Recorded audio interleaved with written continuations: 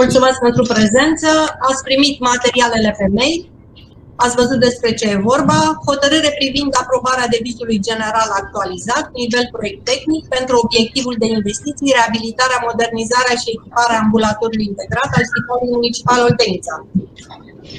Se aprobă devizul general actualizat, nivel proiect tehnic, pentru obiectivul de investiții, reabilitarea, modernizarea și echiparea ambulatorului integrat al Spitalului Municipal Oltenița, conform anexei ce face parte integrantă din prezenta hotărâre.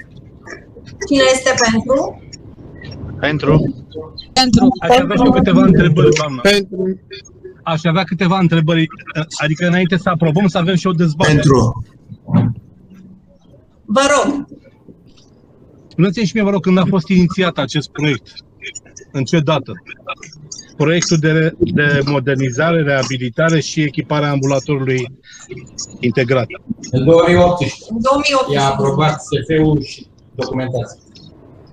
Am înțeles. Și această actualizare e solicitată ca urmare a creșterii prețului materialelor de construcții din 2018 până în prezent?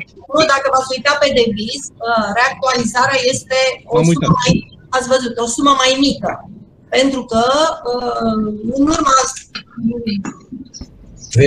verificărilor care s-au făcut, s-a constatat că aceasta este suma reală, corectă.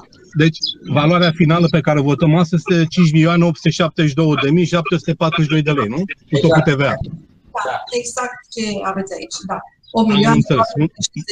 1.069.400. Mulțumesc. Da? Mulțumesc frumos. Eu sunt pentru. Ok. Deci cine este pentru, vă rog? Pentru. Împotrivă, este cineva? Nu? Se abține cineva? Mulțumesc frumos! Atât am avut. Vă mulțumesc mult pentru și noi.